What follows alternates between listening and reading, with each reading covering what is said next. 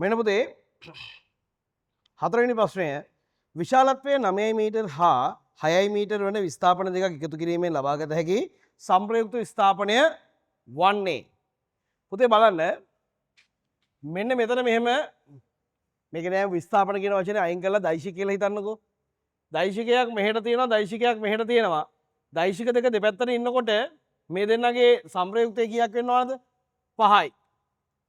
ඇයි අඩු වෙනවනේ.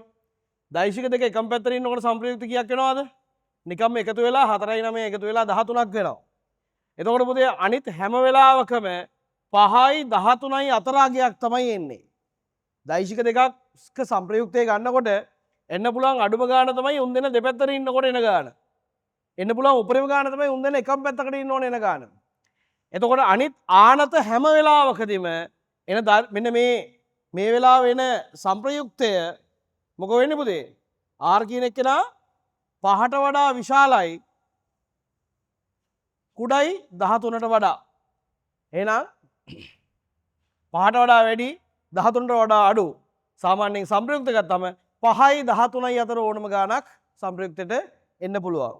එහෙනම් 1 එන්න බෑ 2 එන්න බෑ 5යි 13යි අතර ගානක් නෙමෙයි 4 විතරයි 5යි 13යි අතර ගානකට තියෙන්නේ. ඒක නිසා පිළිතුර 4 sorry ඒ කියන්නේ 4 ඒ කියන්නේ උත්තරේ 3.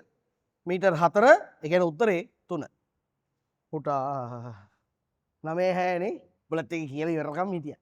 දැන් මෙතනදී ආයු කියන්න බෑ. මේ රෙකෝඩින් එකේ ගයිස්ලට ඔය කියන්න බෑද? ළමයි මේ මෙතන මේ 4 කියලා දැම්මට මෙතන 6 තියෙන්නේ ඈ. 6 තියෙන්නේ. 9න් 4 6ක් ගියාම 9න් 6ක් ගියාම මෙතන එන්න පුළුවන් ගාන 3යි. 9ට 6ක් එකතු වුණාම මෙතන එන්න ඕන ගාන 15යි. එතකොට මෙතන 9ට 6ක් ආවම පස්සේ 3යි 15යි අතර ඕන ගානක් එන්න පුළුවන්. ඒතර උත්තරේට වරදින්නේ නැහැ. මම ප්‍රශ්න කියවද්ද ඒක 4 වගේ දැක්කේ. හරි? ඒක හදාගන්න. බෙති කීලි විතරකම හිටියනේ.